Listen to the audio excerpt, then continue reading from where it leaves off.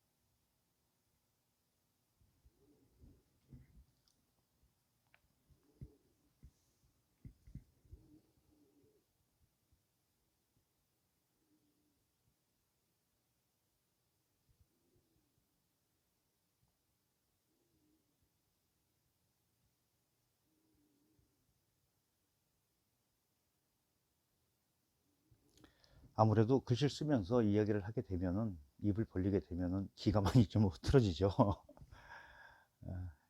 설명을 하다가 하려고 하는 욕심이 과했나 봅니다.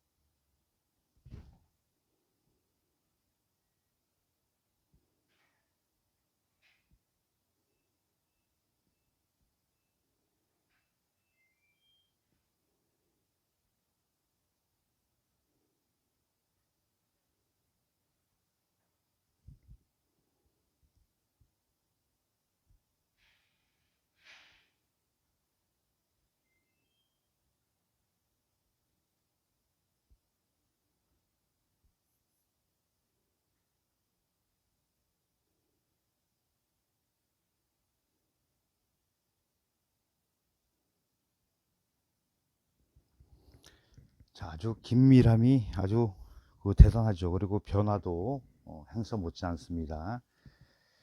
자, 이렇게 천천히 쓰는 이유는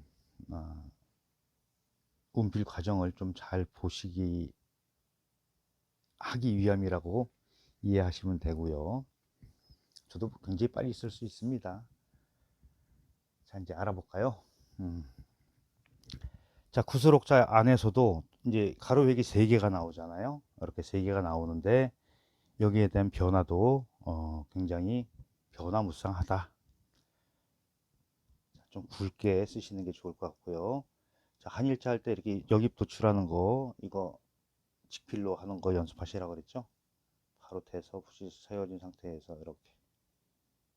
자, 보면은 힘이 살짝 시작보다도 빠진 걸 느낄 수가 있어요. 그리고 이건 좀 편하게 이렇게 왔네요. 이렇게. 그렇죠? 좀 굉장히 가볍게 했어요. 가운데 들어가는 액을 내려오고. 자, 이거는 가볍게 해서 가면서 힘을 주어진 상태라고 볼 수 있어요. 자, 이렇게. 그리고 점은 그냥 이렇게 찍겠습니다.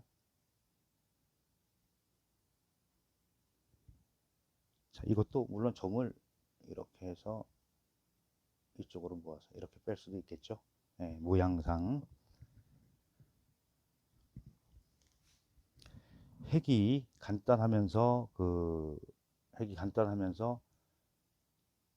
이 작은 글씨들은 조금 굵기로 좀 처리하시면 되고요. 그리고 여기 점에 대해서 굉장히 많이 얘기를 해야 돼요. 자, 여기서 이렇게 나온 핵 빼고 요거는 좀 더 세웠죠. 이렇게. 그리고 이쪽서부터 이렇게 타고 들어갔다고 볼 수가 있어요. 그리고 가로획을 봤을 때 굉장히 가는 형태로 이렇게 길게 처리를 했습니다.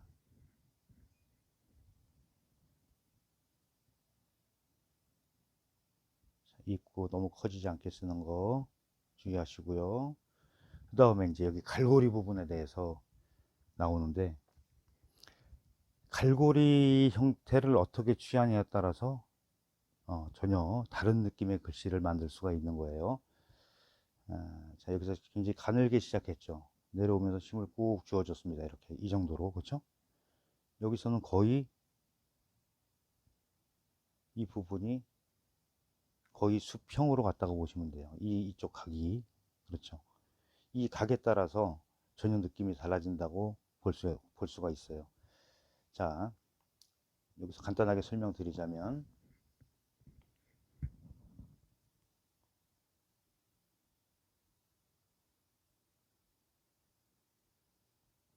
구양순 같은 경우는 이렇게 돼 있죠. 이건 당나라 글씨입니다. 그 다음에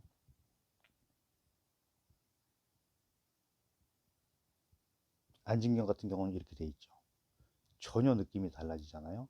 그런데 보통 우리가 북이 육조 글씨에서도 갈고리 형태에 따라서 이 각을 위쪽으로 이렇게 빼느냐, 자, 이 각이 위로 올라갔죠. 그리고 어느 정도로 짧게 빼느냐, 길이에 따라서 똑같이 올라가더라도 좀 짧게 빼주느냐. 그리고 공간이, 자, 여기다가 하겠습니다.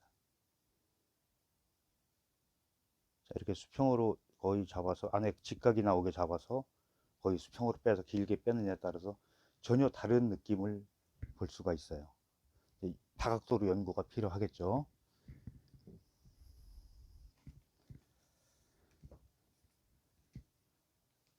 그다음에 매산자도 보면은 굉장히 재미있게 구성이 되어 있는 걸 볼 수가 있습니다.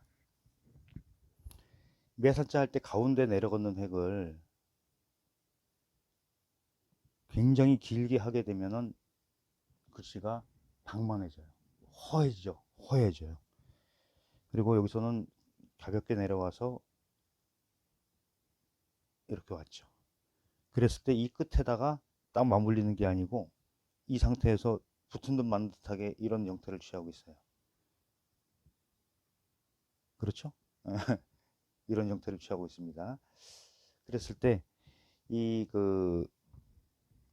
변화, 이 안에서 변화, 꼭 이 형태를 취하는 건 아닌데, 그래도 이런 형태도 있구나. 이런 이제 그 글씨에 따라서 그 쓰는 사람에 따라서 작가에 따라서 굉장히 달라지는 걸 볼 수가 있죠. 그러니까 여러분들은 여러 가지 형태를 잘 숙지를 하시고 똑같은 매산자를 보더라도 자전 찾기가 그래서 중요한 거예요. 쭉 보면은 난 이런 형태가 좋아. 나랑 맞는 형태가 있어. 그러면 그런 걸 택해서 하시면 좋을 것 같아요. 자, 이제 마지막 성자입니다. 굉장히 획이 많죠. 획이 많은데 이 짜임이 굉장히 아주 밀한된 밀하고 이렇게 쫙 뻗어 나간 데는 굉장히 시원하게 뻗어 나가는 걸 볼 수가 있어요. 요 안에서도 힘 뺐습니다. 그렇죠? 힘 줬다 힘 뺐죠. 이것도 힘 줬다 힘이 빠졌어요. 그리고 힘 준 상태에서도 가는데 좀 더 굵죠. 변화를 추구했다는 얘기죠. 자, 여기서 가볍게 내려봤습니다. 항상 특징을 보면은 안에 들어가는 벡터를 보면은 굉장히 가볍게 처리를 해주는 걸 볼 수가 있어요. 자, 여기서는 좀 굵게 하면서 이렇게 좀 시원하게 뺐죠. 아주 뜨뜻하게 이렇게 뺀 형태를 볼 수가 있습니다. 여기 좀 편하게 왔어요. 편하게 이렇게 그냥. 그랬을 때 이 부분을 잘 맞추는 거죠. 그죠? 선을 잘 보셔야 돼요. 그리고 이것도 항상 시작을 해서 힘이 이렇게 빠지죠. 여기서 이제 그 결정 짓는 부분이 여기서 밑치맥이 이 선으로 내려오면은 마지막 들어온 V자로 걸리는 형태를 보이니까 이렇게 안으로 여기까지 왔어요. 그리고 파임 대용으로 이렇게 뽑은 핵을 지금 볼 수가 있잖아요. 그렇죠? 파임 대용으로 쓰는 핵입니다. 그리고 여기를 굉장히 이렇게 그냥 바짝 이렇게 붙여놨어요. 물샐 틈 없이. 그리고 이것도 가늘고 좀 굵고 변화를 추구했다 볼 수 있어요. 여기서부터 이 공간 처리를 위해서 여기부터 시작했습니다. 이렇게. 그리고 조금 전에 설명드렸던 갈고리 부분에 대해서 보면은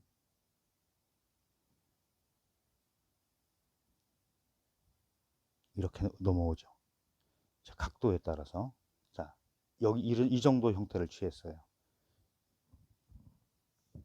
올라가느냐, 반드시 오느냐, 짧게 오면서 짧게 오느냐. 그러니까 이 안의 각도, 이 안의 각도에 따라서 표현이 달라진다. 이렇게 얘기할 수가 있겠죠. 그래서 이제 여러분들도 임서하는 과정에서 조금 더 꼼꼼하게 보시겠다 그러면은 이런 부분까지 지금 제가 쓰면서 말씀드린 이런 부분까지 하나하나 정리하시면 좋을 것 같아요. 그리고 쓰는 순서 잘 모르시는 분들 굉장히 많아요. 왜 제가 이렇게 단언 말씀드리냐면 저 이제 수업을 하잖아요. 교남연수에 이제 수업을 할 때 보면은 막 그 뒤죽박죽으로 쓰는 경우 있어요. 좀 죄송한 말씀이지만 그래서 운필에 대한 그리고 필순에 대한 공부가 반드시 선행돼야 된다는 거 정리하면서 말씀드립니다. 자, 이렇게 해서 오늘도 내자 알아봤고요. 제 영상이 도움이 되셨으면 좋겠습니다.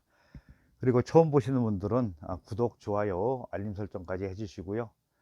기존의 구독자님들은 꾸준한 관심과 영상 처음부터 끝까지 시청해 주시는 거 다시 한번 부탁드리고 마무리 짓습니다.